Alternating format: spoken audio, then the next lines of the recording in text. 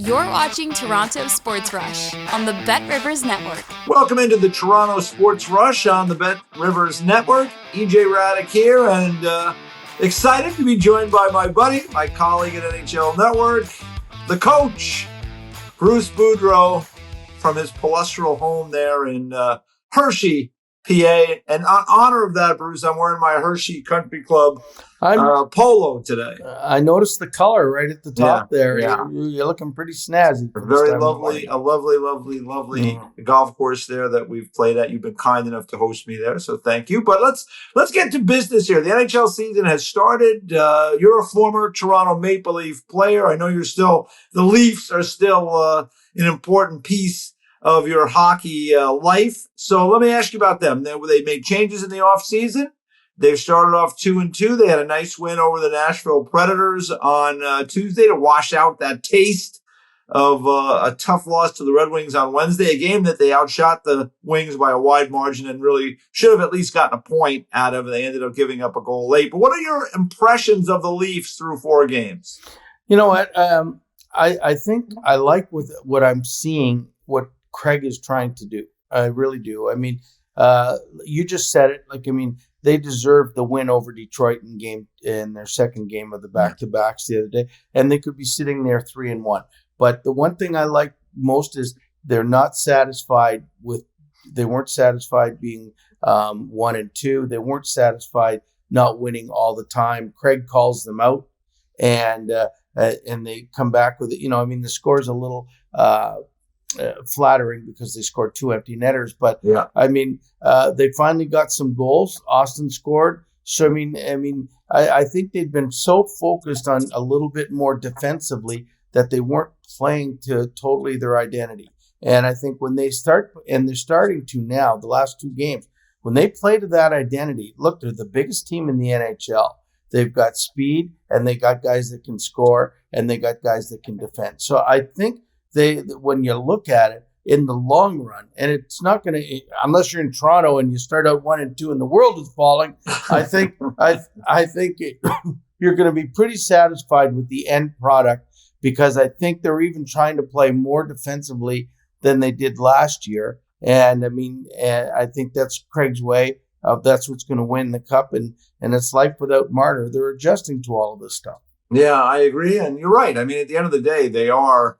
The goal in Toronto is to win the Stanley Cup, and, it's a long regular season, and obviously the challenge is different in the playoffs where you're playing the same team 7 times to try to advance, and all those things you talk about are going to become much more important.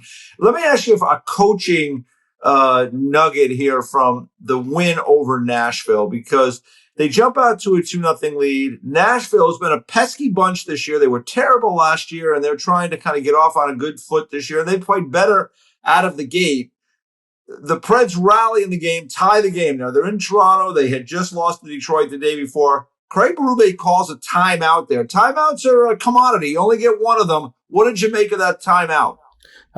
Personally, I loved it. And you said it right. They've only got one. So why wait till you may not need it? This was the time when the Leafs were reeling a little bit. They're 1-2 going into the season, and Detroit scored a couple goals quickly. He calls the timeout and says, it's not to yell at the guys. It's to say, calm down. We're good. Let's just take it easy, and we'll be fine. And I think they score a goal within 5 minutes right off the bat after that. So, to make it 3-2. It's a great tool. I remember one time, Mikko Koivu, I called the timeout, and at the end, he said, Bruce, he said, I'm so glad you didn't yell at us. You just calmed us down, and we went on to play our game. Because sometimes when you get mad, you call a timeout, and in frustration, you're screaming, we got to get better, we got to get better. And all of a sudden, the players are going, yeah, it's going in one ear and out the other. Mm-hmm. So, I think Craig grabbed them, and they understood, and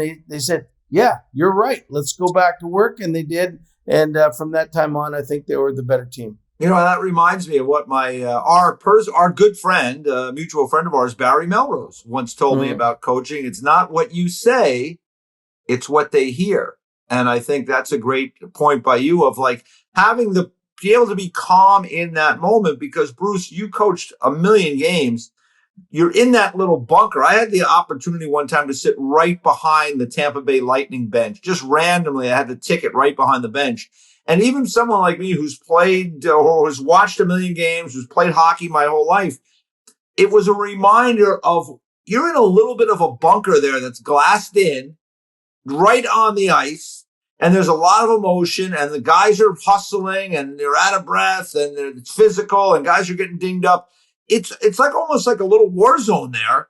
And like to be able to maintain your cool in that moment a lot of times is probably very, very important. It's difficult. I mean, there's a saying I sort of live by coaching.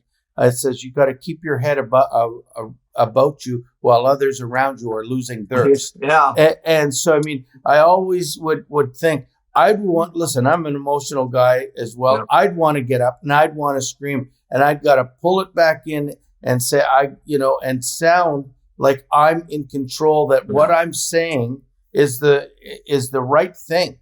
And so the players aren't seeing somebody that's going off the rails and is losing it. Like how many times, and you've played and you've been around hockey your whole life, how many times have you seen if the coach starts screaming at the ref, the players start screaming at the ref, and then all of a sudden you lose control of the game in your mind and you start just going all over the place. And I mean, that's the one thing, you learn with experiences coaching, that you can't have that. And so you've got to be the one under control and not allowing the players to lose their emotions, or because you could sit there. If I'm a player, I sit there. Well, the coach is yelling; he's losing it. I can do the same thing, Yeah. So I mean, you can't let it happen. That is so true, and I think that's one of the things that Craig Berube has really brought to the table in Toronto since he's been there. He is a guy. I mean, this is a guy that played hard and played for a long time, and has a lot of. I mean, he was a tough guy that got into a lot of fights and emotional, and yet behind the bench, for the most part, Craig Berube is very calm. Yeah, like I mean, I personally, I think that's why he chews gum. It sort of keeps his mind wandering, because he was an analytical fighter.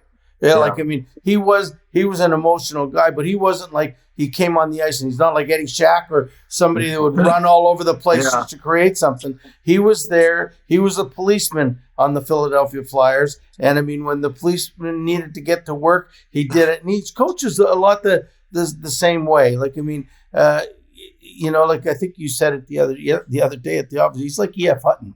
When he talks, people listen, right? Like, I mean, his voice, it doesn't have to be screaming, but it's just there, and it's got meaning behind it. Yeah, he's got presence. I mean, I always feel like, Bruce, that, you talk about head coaches in hockey and really in all sports, the difference between someone that is a good assistant and a good head coach is a presence. Like I think in your career, watching you over the years, you had a presence, you had a way about you. It was, you were, you managed things, you were yourself, you were authentic, but I think you have to have that presence. And I think Craig has that. 100% he has the presence. And, I look at a lot of the guys that were tough guys that have that presence, but that didn't talk loud, weren't overly like, I look at Terry O'Reilly when he was coaching. Yeah.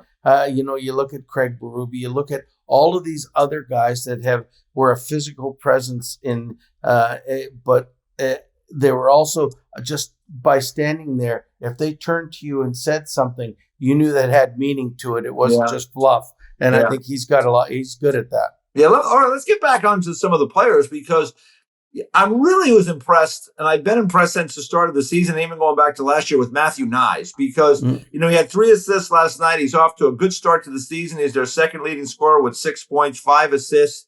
I just think that he has been a dog on a bone, and he's a big, strong forward. He gets in there, he makes plays. He has that combination really of power and finesse and skill. And I think that, he has been a terrific, terrific player for them really since the get-go, but I think he's taken his game up another notch this year. I think he's the main reason that they allowed Mitch Marner to go, to be honest. I mean, I think they see a budding superstar, a 6'3", 225-pound guy that sort of broke the ice last year, and this year he's gonna.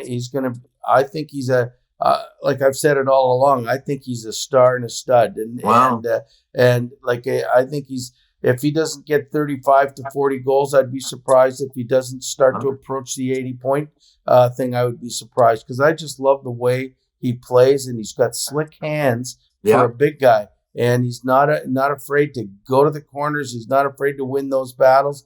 And I mean, he's not a surprise to me. But if there's a new core four, he's in it right there. No question about it. I think he has been a driving force for this team so far this season. And, I agree with you. I think he's going to be a star player that will only be more important in the playoffs because of his size and his willingness to get into those dirty areas on the ice. Let me ask you about the big guy in the middle, Austin Matthews. He's off to an okay start. He's got 4 points in the first 4 games. He's a plus player. He had 2 goals last night. What do you make of Matthews' play so far this year? He hasn't been as dominant as you would, when you think of the name Austin Matthews. But I mean, he again, a big guy that sometimes takes a little longer to get going. Yeah. I wouldn't have said this in his first year because he scored 4 goals in his first game. But I mean, here's a guy who's got 4 points. He's a plus player, and he's just hitting stride. And if you've watched Austin's career, he is streaky as get out. He might get 8 goals in the next 4 games, and then all of a sudden be up in the scoring lead. And when he had, I think he had 10 shots on net against Detroit. Wow. And I don't know how many he had last night. But, I mean, if he's shooting the puck like that, he's going to score. I had a player once, I coached this guy in Washington that would average about 8 to 10 shots at the net every night. He ended up scoring 65.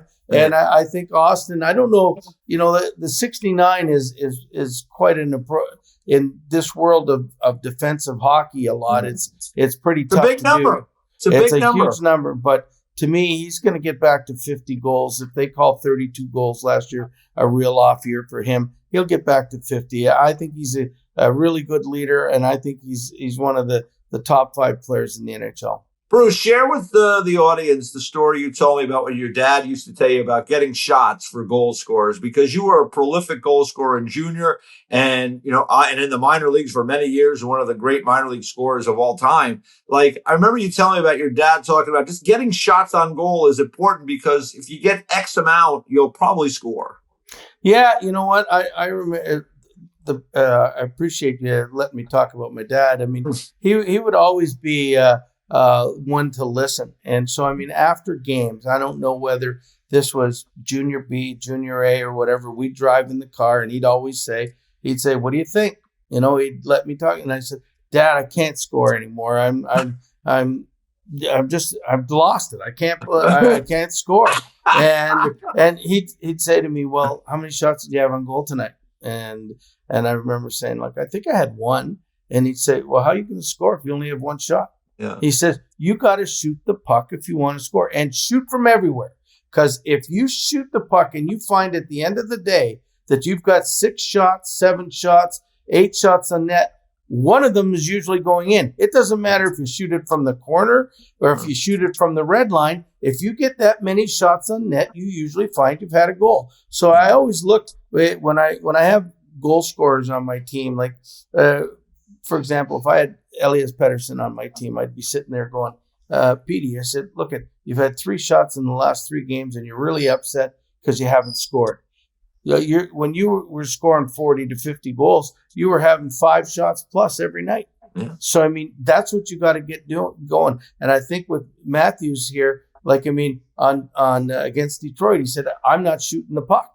I'm trying to deliver the puck. I don't have Mitch Marner. Maybe I'm not getting it in that position anymore, but I got to start shooting. So he has 10 plus shots on Saturday against Detroit. I haven't checked it out how many he had last night, but I'm sure it was a 5 plus shot. And when Alex was scoring 60 goals every year or 50 plus, he was having 350 shots plus. Yeah. And I mean, he might have 18 at the net one night when only 8 go on the net, but he's shooting everything at the net, and that's what makes great goal scorers. Yeah, when you have a great shot like Ovechkin and certainly like Matthews has, you'd like to see them shoot the puck and get it to the net. So, but Matthews looks like, hopefully healthy. It seems like, playing well, playing a good 200-foot game as well. Like I said, he's a plus player in all this, and it's a long season. So I expect Matthews to continue playing well. Let me ask you about Morgan Rielly, because he's another guy that I've been impressed with so far. I think in the offseason, he changed some habits.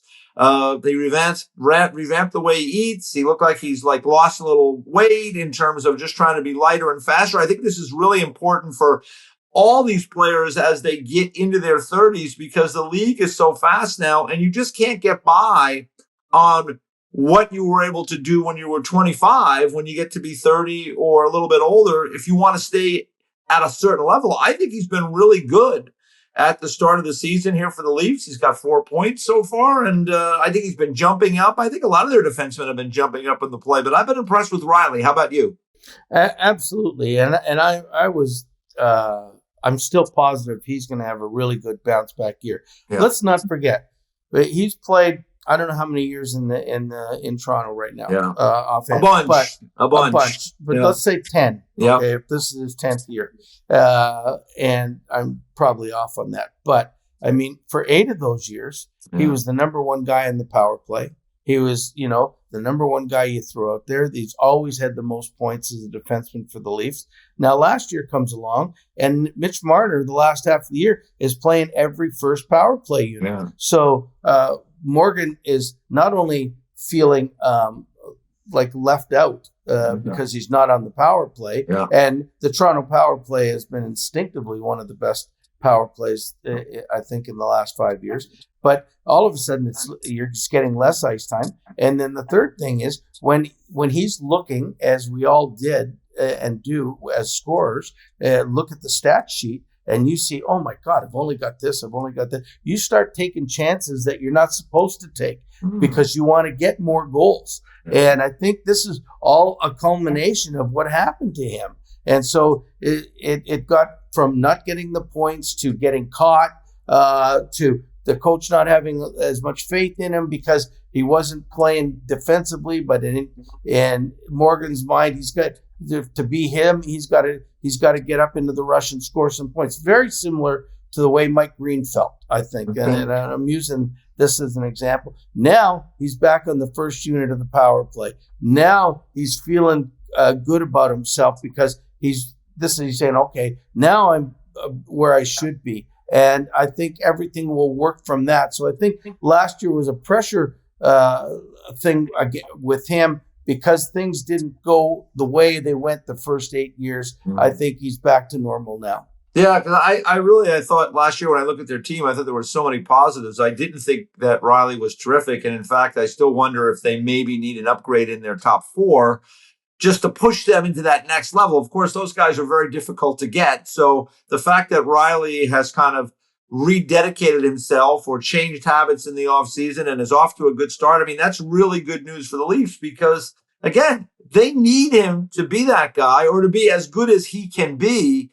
And it is difficult to find players that can play that high in the lineup just in the trade market and free agency. So he's been an important player for them, and he's an important player in that room. It's good that he has kind of reimagined himself a little bit in the offseason, and the work is showing. Yeah, because you cannot depend, quite frankly, on OEL to be the offensive defenseman that you need. I mean, he's going to get tired as the season goes on. I mean, hey, Bruce, let me stop you for a second about OEL because you had him in Vancouver, and I watched those games closely, and we've had these conversations, and he really had some tough moments in Vancouver. And who knows why? I mean, maybe he was dealing with some injury or some personal issues. You probably would know that better than me. But he was carrying that big contract there. And, it just seemed like, the fact that he got to go to Florida, he was able to kind of reinvent himself there. And he's come to Toronto and he's been a really good player. He had 3 points in the game against Nashville, a goal and 2 assists. And, I agree with you. I don't think you can really count on him to be the guy that he maybe was 8 years ago in Arizona.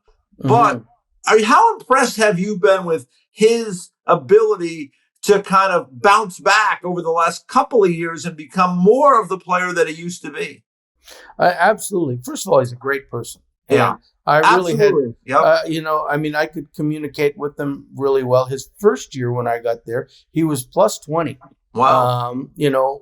My first year. The second year, he ran into ankle problems, ankle injuries. And to be honest, I sat him out one game because things weren't going his way. Yeah. And I might have been persuaded to sit him out, by the way. I'm not blaming anybody. And that could happen. Sometimes management does, want to, maybe make a recommendation to it. So a lot of those things were at play with him. Yeah. And, and I think it was great. Management didn't like him as well. That's why they bought him out. So it's but you could tell. I coached against him when he was in Phoenix for many years, and he was a stud. And I think the Florida thing rejuvenated him. The totally different atmosphere in Florida than it is in Vancouver. I can tell you that much. And he found his love for hockey again. And Toronto signs him to a 4-year deal, and I think right now he's playing really well, and they're using him in an awful lot of different situations. And last night, getting 3 points, I think this is great for him. Yeah, he is He's almost like at this stage of his career, kind of a perfect middle pair guy. You know, that second pair that can move around. You can put him in different spots, and I think that they are taking advantage of that. Good for him. Because, as you say, I think I remember interviewing him a number of times over the years, and he's just a really terrific young man, and I'm glad to see things are going his way. Let me ask you quick about the goaltending so far. It's been Stolarz in 3 of the games. Caden Primo made his Leafs debut last night. It was good enough. They ended up winning 7-4. He is there with Joe Woll, kind of away from the team right now. Any concern on your part? Because, Stolarz has been okay to start the season. His save percentage in the small sample size is just .886. I would expect that will get better as the year goes along. But any concern, particularly with the fact that Joe Woll isn't around right now? There is a little concern because, I'm like, if I was saying I'm from Missouri, so show me, right? In Caden Primo, he had a tremendous American Hockey League year last year, but very, very average or less than average stellar stay in Montreal. Yes, he hasn't been able to be consistently when he's had opportunities at the National Hockey League level. And they haven't been always great opportunities, but let's face it, they are what they are. Yeah. Maybe it's a better situation here. He's only going to get a short window before Joe Woll comes back, so it's important for him to play well in those moments. He's got to win games, and he's got to be there, when they need him. But because the schedule will start picking up pretty quickly, where they'll start be playing 4 games a week because, it's such a condensed schedule this year with the Olympics. So they're going to be playing 3 to 4 games every week, and they're going to need him until Joseph Woll comes back. And even if you sit back, and Stolarz, I thought was amazingly good last year. Yep. But his window has only been 2 years. Good as a backup in Florida, and really good last year. So it's not like you've got Shesterkin in net, or you got Vasilevsky, whether they're having a rough start of the year or not, that they're going to come on and at some point be who they really are, because these guys are still sort of, who are they? What do we have here? And I think Caden Primo needs another couple games to have wins before he becomes the confident goalie that he was in the American League. And Stolarz has just got to realize that, hey, the world is not all depending on me. I got a good team around me, and I can just be myself. So in that sense, I can turn it into a positive for the Leafs. But if you want to be dreary, a dreary Toronto fan, you go, oh my God, what's going on? Where's Woll? We need both of them back. Type thing. Yeah. So I'm not there. Okay. All right. That's good. Not to panic. EJ Hradek here with Bruce Boudreau on the Toronto Sports Rush here on the Bet Rivers Net. Remember to like and subscribe. We do bring you a lot of great content throughout the year. Let me ask you, Bruce, about of the schedule, as you brought it up, it gets trickier, right? If they start the season with 8 of 10 at home, they're 2-2 in their first 4. How important is it to take advantage of these home games in October? It is a weird year. The schedule will be condensed. We have the Olympics coming up in February. Is it important? Like they're 2-2. Is it important now with 3 more home games on this 5-game homestand to kind of rattle off some victories? Well, you would think so. I mean, it's always tough in Toronto to be the home team because every visiting team usually has half a dozen players or more coming from Ontario, and they want to play in front of their family and friends, and they give it a great shot. But Toronto always starts off at home, a lot of home games in October and November, and the reason for that is they always sell out. And in October and November, there's football in the States, and that the American teams don't want to play at home, quite frankly.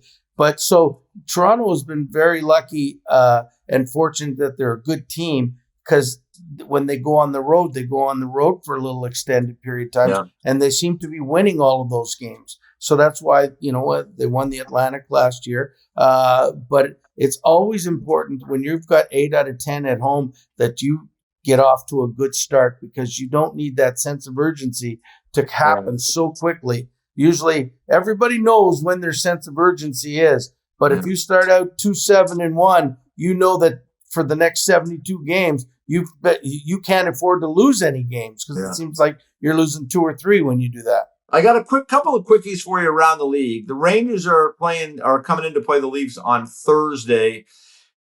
The Rangers, it's been a weird year. At home now, they've done something that has never happened in league history. They have opened the season with 3 home games at Madison Square Garden where they did not score. They were shut out in each of the games by Pittsburgh, by Washington, by Edmonton. I didn't think they were very good in their opener against Pittsburgh. They were a little sleepy. They were very good against Washington, but Charlie Lindgren played great. And then in the game against the Oilers on Tuesday night, I thought they played okay, but it was good goaltending in that case and good defense by the Oilers and Skinner in goal. I mean, you've been a coach behind these teams. Mike Sullivan, it's his first year there. He's a highly decorated coach. I mean, it's not the way you want to start off. No, especially if they read the papers and they realize this hasn't happened to well, they broke the record from the 1928 Pittsburgh that's Pirates the only or time something. It's happened in their history, but it's never happened in the league where a team, their first 3 home games. That is bad news. And I think the Rangers, they've won a couple of games. They played well on the road. They scored 6 in Pittsburgh on Saturday. But it's got to be one of those things. Mike has been around. He's saying all the right things. But I want to lean on you a little bit, your coaching experience, behind the scenes in that coaching room. It's got to be a little nerve-wracking. Well, it is nerve-wracking, but you got to keep it positive because I think the Rangers are a good team. We started out in Anaheim, my last year in Anaheim, 2-7-1. And we got shut out 6 times in the first 10 games. And I mean, we're just like the Rangers. We're losing 1-0.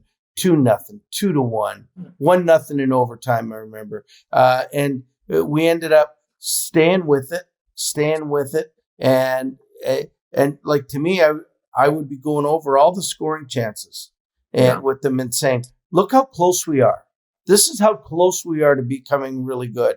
And we're still playing really good defense because Shesterkin is the number 1 goalie in the NHL for goals against and save percentage right now.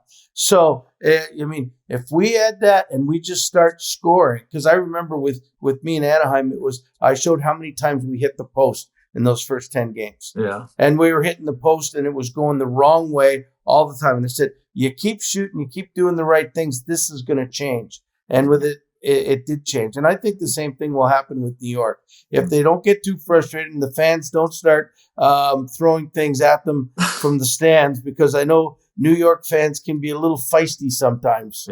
Yeah, a little bit feisty. But hey, not the way you want to start your centennial season, celebrating with 3 consecutive home shutouts against you. But boy, very strange. One more thing before I let you go. Later in the month, you have a home-and-home with Buffalo and Toronto. The good rivals, close proximity.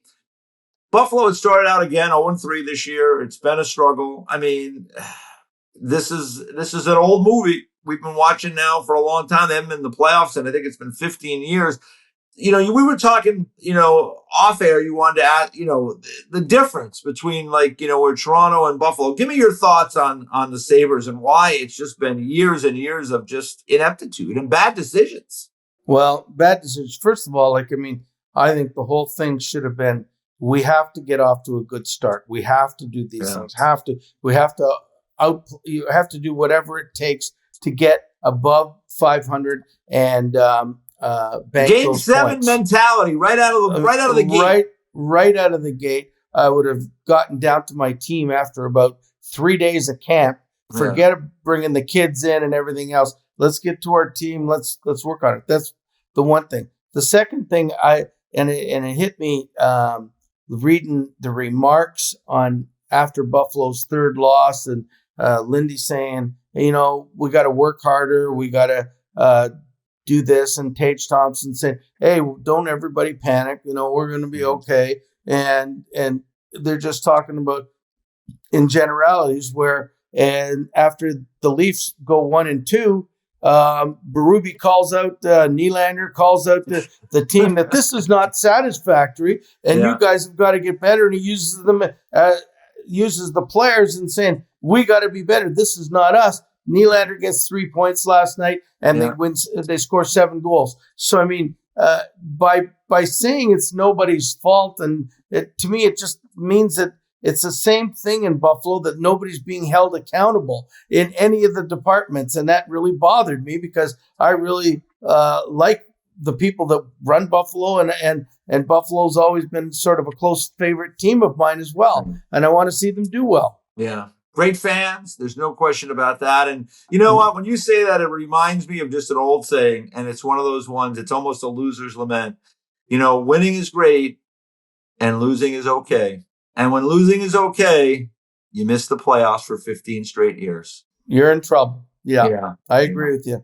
Yeah. If you accept losing, and I think somebody should have in that Buffalo room getting and started swinging sticks, and not at people, but and breaking them and going nuts, and say, and the next day at practice, they need that guy that's going to run somebody and go, and the guy will go, what are you doing? Hit me. And you end up having a fight in practice to show, not that you hate the guy or anything, but hey, we're tired of losing. Let's get back to it. Yeah, it's amazing when you think about all the players that they have had there. And I still think their current roster, they got a lot of really good players. They do. You think they had Eichel and Reinhardt and just all these. It's just, anyway, that's a podcast, Bruce. Yeah. That's a podcast for another day. But I appreciate all your time today. We've taken a lot of it. So thanks so much. As always, we'll check in with you from time to time. Enjoy the day. And as you might say, go Leafs go. Go Leafs go. And EJ, you have a great weekend too. It's only Wednesday. I'll be talking to you next week. Yeah, it's middle of the week. All right. I'll talk to you next week. All right. That's the coach, Bruce Boudreau, right here on the Toronto Sports Rush here on the Bet Rivers Network. Have a great day, everyone. Thanks for watching Toronto Sports Rush on the Bet Rivers Network.